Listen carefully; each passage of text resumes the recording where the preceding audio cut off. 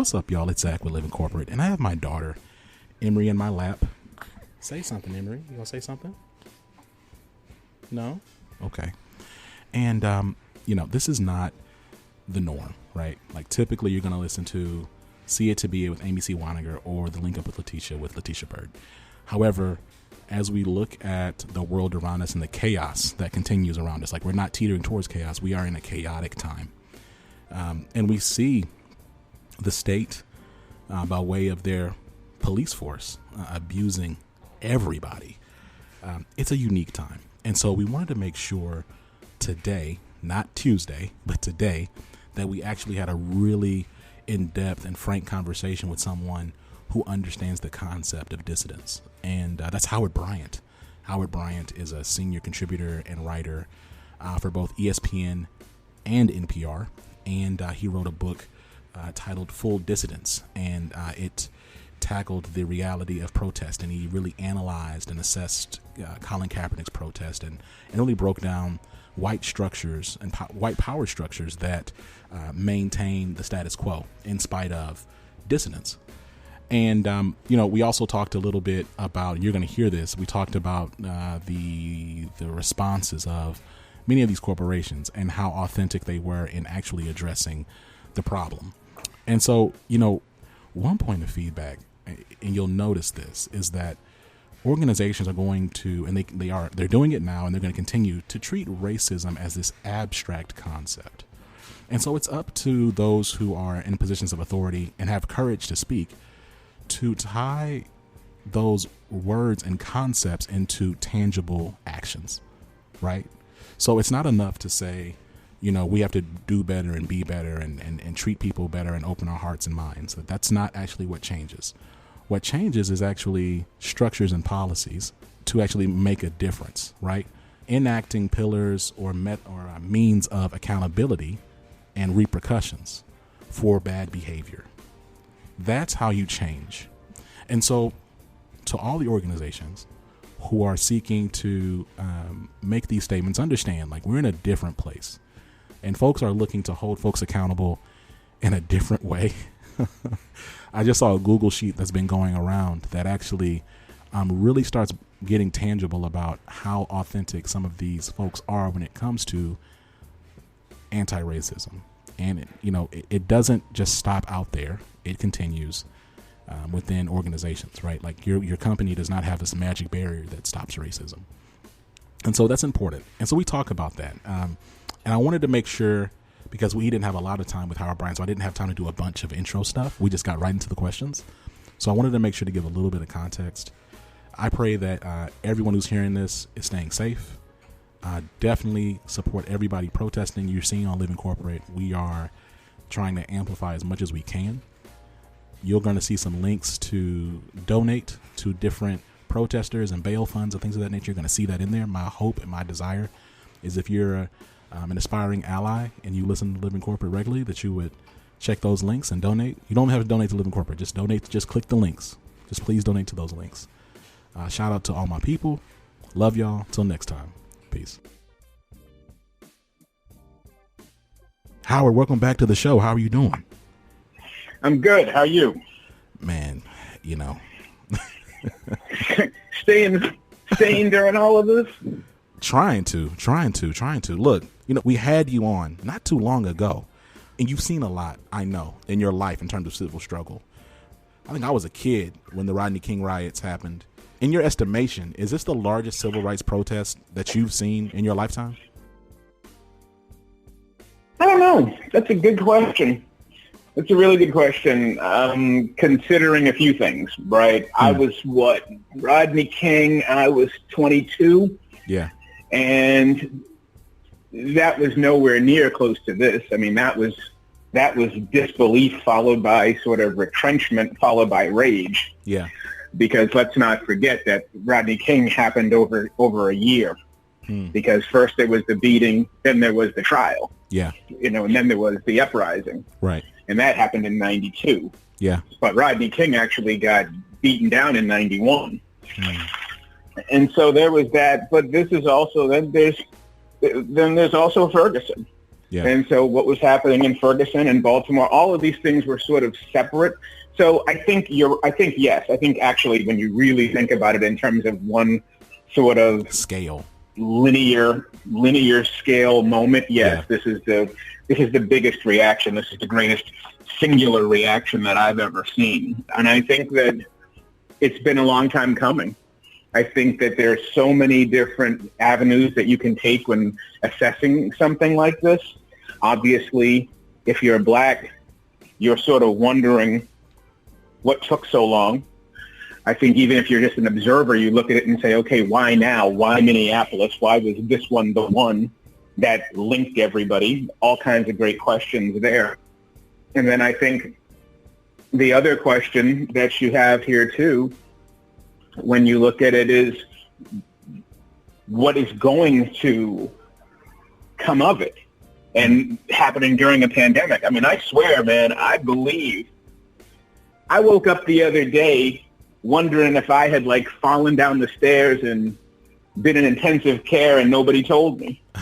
Yeah. I mean, I woke up and had all these messages from all these people, all my white friends. If there's anything I can do, I'm like, what happened? Let's talk about this. Yes. And I get another one going, I'm so worried about you right now. I'm like, what happened? I'm like looking around. I'm checking my phone. I'm checking the news. I'm like, why is everybody texting me? Right. Making sure I'm okay. Right. Oh, then I check my email, just really worried about, about you and yours and anything I can do. I'm like, what happened? And now you're recognizing that. I'm like, oh, they're getting it now. This one got to them. And I'm not even trying to be funny. I literally had no idea why I was getting all these messages. No, so this because for us, this is normal. This was like, okay, this is one of many. Exactly, right? And I saw you tweeted about this, and I've actually talked to my colleagues about this too, but there seems to be like this large sentiment that white folks are just now really understanding and seeing the evils of racism. And like, what do you make of that? What do you make of this phenomenon? Yeah, I don't believe that for a minute. I think it's something totally different. And I think that we're in the middle of I don't know if you're an Alfred Hitchcock fan or not, but Hitchcock mastered the art form of the MacGuffin. Yes. And the MacGuffin was essentially the red herring. It was the thing that made you think the plot was, but it wasn't. Yes. Like if you watch Psycho, it's like, okay, it wasn't about the $40,000 she stole after all, was it? It wasn't that. It was this. Yeah. I don't believe that I'm actually going to say this, but I'm going to say this. And I was talking to Roland Martin about this the other day. Yeah. I really believe that that racism in some ways is a bit of misdirection. That racism is not the issue. The issue is policing. The issue is that I think white people are tired. I think the country's tired. I think after 3.5 years of this administration and this buildup, I think that people are recognizing that there's no way out. And I think that if you combine that with a pandemic where everybody's been in the house for 3 months, right, I think things are starting to, I think it's sort of like a perfect storm in a lot of ways. And I think that the visceral nature of that killing, I think Eric Garner was one thing. And I think Eric Garner was every bit the same type of killing that this one was. But I think Eric Garner happened in such a flurry that I don't think that people paid as close attention because Eric Garner and Ferguson were right next to each other. And I think that there was still enough misdirection. And I also think there was something else. I think that there was a feeling, too, that there was going to be some form of accountability because you had Barack Obama in the White House, and he was talking about accountability and talking about consent decrees. And so there was this feeling that maybe the system was actually going to maybe kind of do something down the line. Yeah. But here, with this administration, I think they've made it very, very clear that this is the norm. And watching that murder and having it be a physical murder, it wasn't that he got shot or anything. You literally put your knee on the neck of somebody while he was held down, apprehended by 3 other officers. There was no reason for it. It resonated. I think people saw it because their lives have shut down. I think it's easier to ignore this stuff when your life is moving on. You take a little look and you keep going. But everybody's been stuck in the house. So everybody's been I think people paid much more attention to this because they didn't have anything else necessarily, because it feels like the country's falling apart, right? I mean, it already feels like, all right, we're talking about the economy and everybody's losing their jobs and you got 40 million people out there on unemployment. Right. And you're in the house watching videos all day because, in between Zoom chats, all you're doing is, you're online. Right. So something about it hit in a way that it didn't hit in other ways. And then on top of that, the martial response is very different, where you have a bunch of white kids out there. So when you say my lifetime, technically my lifetime, no, because I was born in 1968. So this feels like 68 in terms of when you see a whole bunch of anti-war people and, when you see white people getting their shit beat out of them by police. Like they getting whooped out here. Something's happening. And they're getting, exactly. And they're out front. And I think there's something else too worth paying attention to. And that is, this may be a delayed sort of effect of the last 12 years. I think that if the 2008 election was your first election, you were 18 years old. You're 30 years old now.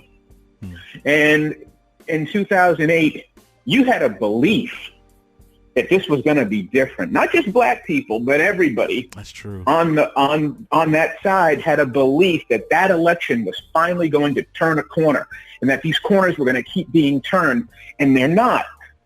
That's true. And now you see this frustration. And on top of that, that generation believed. I mean, we talked about this last time. The thing that I was really worried about, I was worried about it for black people.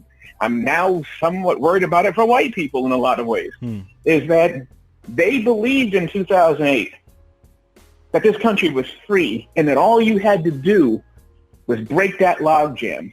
And I think that log, first you break it with Obama, but then after that, you break it with his reelection. So you think, okay, we've normalized this idea that anybody can be president. Then it's been backed up with nothing but retrenchment. One, you look at how Hillary lost. 2, you look at how Brett Kavanaugh got to the Supreme Court. 3, you look at how Elizabeth Warren was essentially humiliated, even though she was clearly one of the smartest, if not the smartest candidate who was running for office. And so now you have these white people and white women, in some ways especially, finally realizing what it's like to get punched in the face politically. Where you finally start to realize, oh, we're getting it too. And if you start to add up this accumulation on top of an administration that has essentially been cracking down, whether you're talking about immigration, it's all of the things together. And then you see this black man getting killed in essentially slow motion for 8 minutes, and people are like, enough, and then the dam breaks. And it's an election year as well. So I think there are so many things that are happening. It's making you, and this is how it usually works, right? And how it usually works is that it's all the things. It's never the one thing. It's all the things combined that create the breaking point.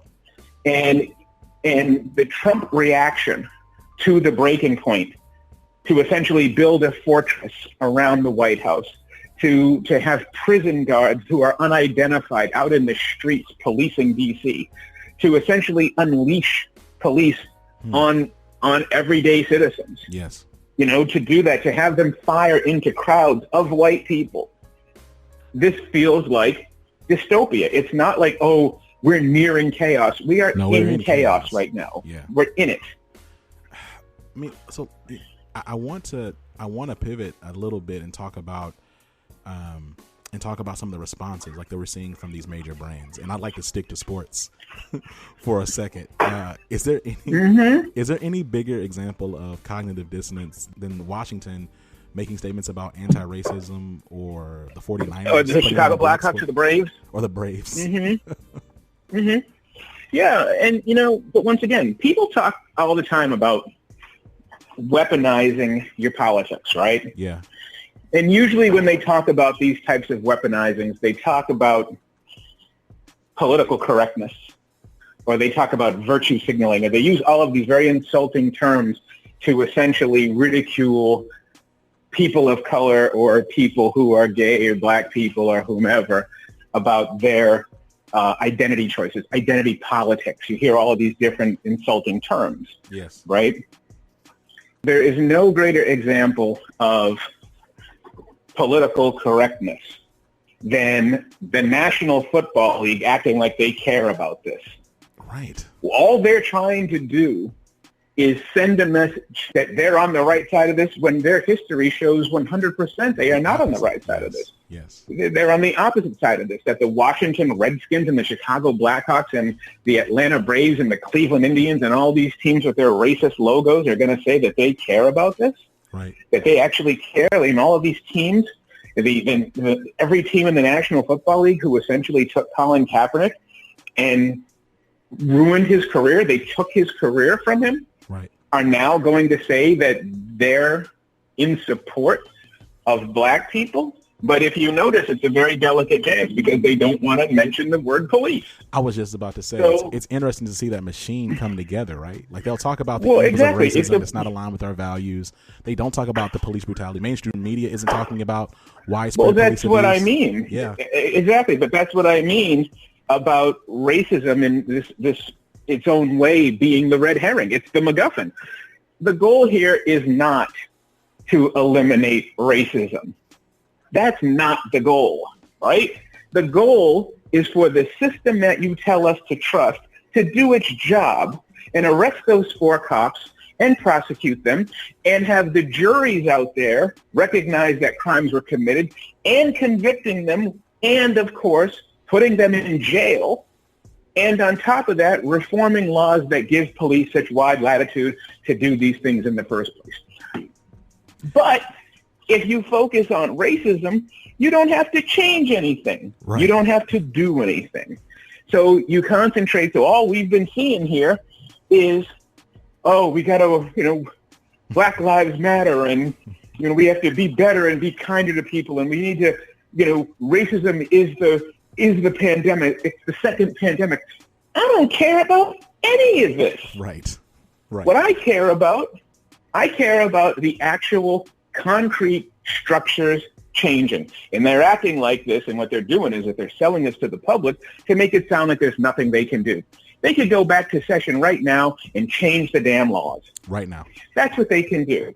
And when you think about it on the other side, right, when there is a scourge that they feel is affecting the society and affecting crime and everything else, all of a sudden there's plenty of concrete steps when it comes to black people. When they find black people as a scourge, all of a sudden you've got all kinds of tangible, concrete resources and solutions. You've got tougher laws. You build more jails. You put more cops on the street. You have more resources.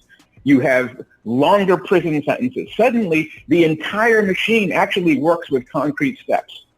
But when you're asking white people to hold police accountable, it's let's abolish racism. Let's be nicer to each other. Yeah. Let's one day open our hearts and be the society we say we want to be. No, no. You guys go to session and you take those cops and you put them in jail. Let's have a little conversation about one other thing, right? Fear. Let's talk about fear for just a minute. Come on. Right? One of the reasons that you don't walk into an office and you look at your female coworker and you say nice rack, or you say nice ass, or you make some comment on her, right? You don't do that. Not anymore, you don't. Yeah. Why don't you do that? It's not because the minute you walk into that building, suddenly your heart opened up and suddenly you were a nicer person and you weren't a frat boy misogynist asshole anymore. Right. It meant that when you walked in that building, you knew the fear of what was going to happen to you if you talked to your coworkers like that. Right. So what we're really talking about is, you know damn well, you're not a nicer person. You just know not to talk like that because you know you're going to lose your career. There's consequences and repercussions right? to that. Absolutely. There's consequences and repercussions to that. So why doesn't that get applied to policing, that you are going to lose everything if you act like this? If you change the laws and you change the cultural attitudes and said, listen, if you do what you guys did to George Floyd, your careers are over, we take your pensions, you are prohibited from working in this field for the rest of your lives, it would change. Right. And on top of that, and to you police departments, these civil settlements that we have to pay that are in the billions come out of your pensions. They're coming out of your budgets and your pensions. Yeah. You would see a behavioral change overnight. Absolutely. And if we catch you on video punching some teenager who's already in handcuffs, you're done. You're done. And it's an immediate felony charge. Right. And all of a sudden, if you start applying 3 strikes to the police the same way you applied 3 strikes to some dude buying a dime bag, all of a sudden you would see change. Absolutely. But instead what you're seeing is, oh, well, open your hearts and let's be kind. And they're using racism and the utopian society as some sort of goal, when actually none of this would have happened if you had arrested those guys and put them in jail the minute it happened. 100%. And you're absolutely right, right? And it's I think it's actually happening also in the corporate space too, you know, and I want to talk about distance. And I know that we have a little bit of time left, but I want to get to this. The last time we spoke, you know, we talked about the concept of full dissidence. And it's interesting because I think black professionals across the industry in North America that I've definitely seen, you're seeing these companies treat race as an abstract. And they themselves, similar to how you're saying about, you know, the policing system and how there are things that we can tangibly change, they too are seeing how things can be tangibly changed. I'm curious, though, before we get even into work, what are your thoughts about the video that just dropped from the NFL players? Is that an example of the dissonance that you're speaking about? Partially. It's on its way. Yeah. It's on its way. And what I like about that is I feel like they're recognizing that you have a responsibility here. And let's face it, the NFL opened up a door here. They all did. Hollywood did. Sports did. Everybody did. And now the question's going to be, are you going to walk the walk? What are you going to do? And now people want to see what you're going to do. So if you're the NFL, are you going to put out 33 of these statements, 32 teams in one league, all putting out statements, and then blackball a guy? Well, what good is the statement? Right. Are you going to put out all these statements about how much you're down with black people and then prohibit them from expressing themselves? Are you going to do this and at the same time make everybody celebrate police? And how are you going to celebrate police and military when you have the police knocking down 75-year-old men and you have the National Guard pointing weapons at its own citizens? And killing folks. Are you able to do that? You're not going to be able to do that anymore.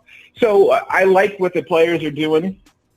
I also feel like the larger unspoken part of all of this is also the idea that your white fan is more important than your black fans. Right.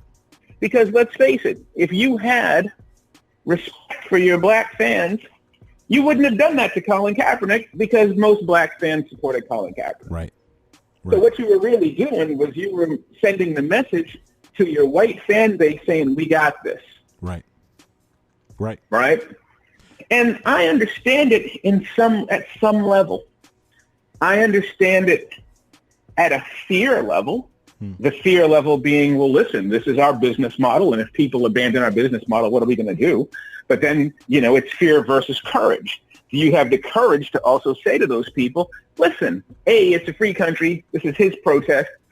B, he's right. We have issues and we need to fix them.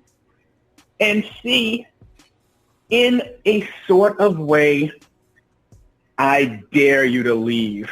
You ain't going nowhere. Right. You're football fans. You love this sport. You love this game. Are you really going to tell us that you're no longer going to watch the National Football League because one guy on a team you don't even follow is taking a need about an issue that he cares about?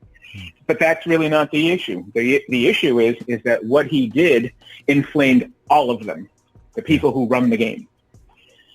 He offended their politics, and he forced a reckoning that you're seeing right now with the Saquon Barkley video that those guys did. Yeah, yeah. And interesting respect seeing Pat Mahomes on there. And yeah, because, for lots of reasons, I mean, one, people have been talking about the biracial element of this.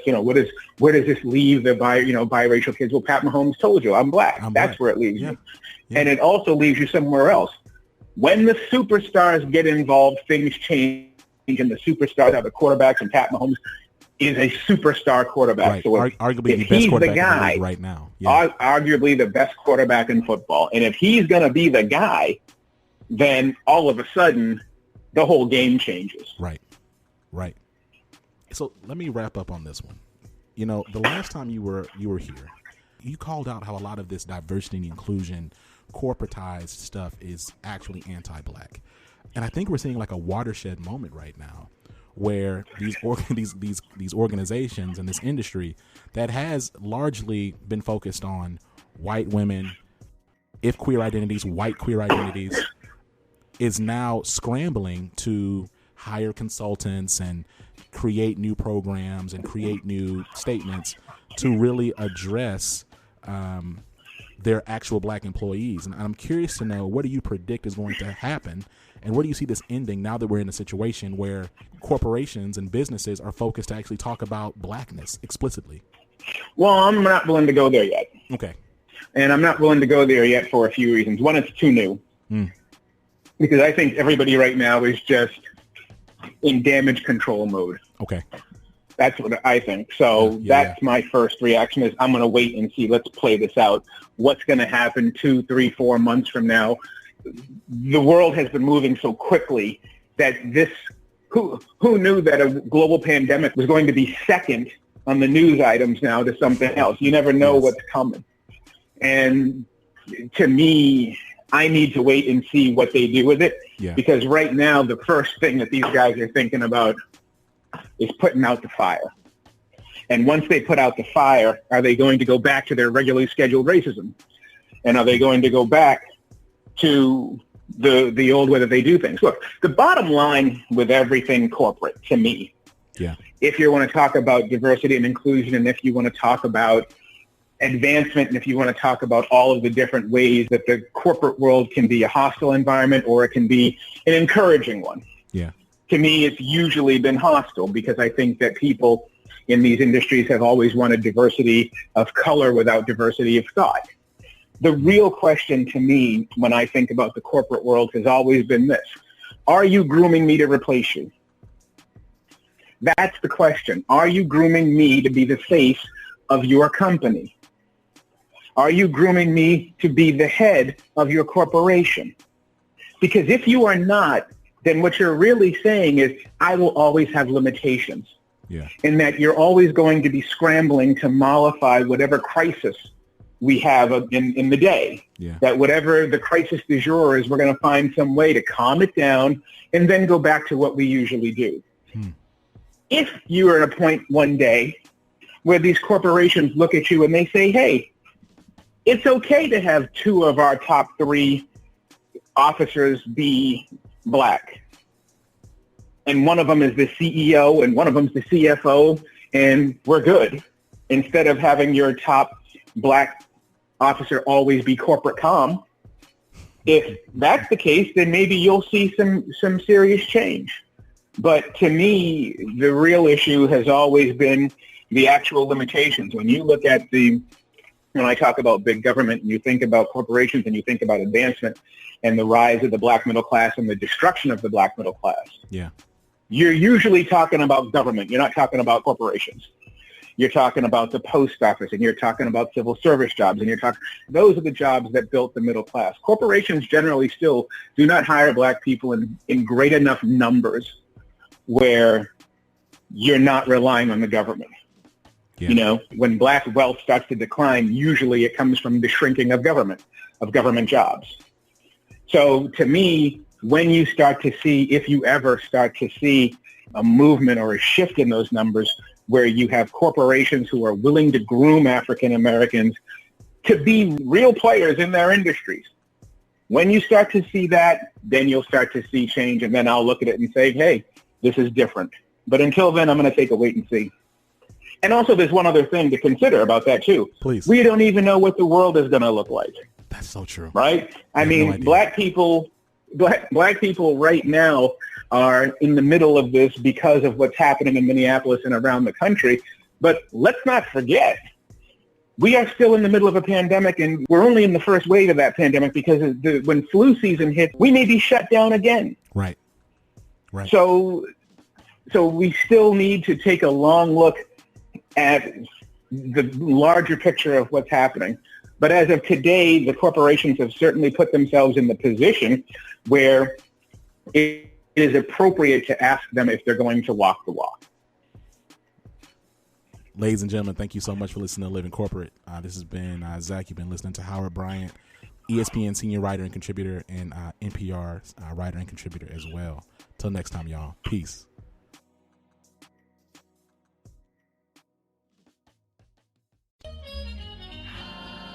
Living Corporate is a podcast by Living Corporate LLC. Our logo was designed by David Dawkins. Our theme music was produced by Ken Brown.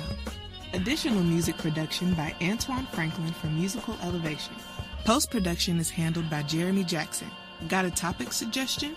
Email us at livingcorporatepodcast@gmail.com. You can find us online on Twitter, Facebook, Instagram, and living-corporate.com. Thanks for listening. Stay tuned.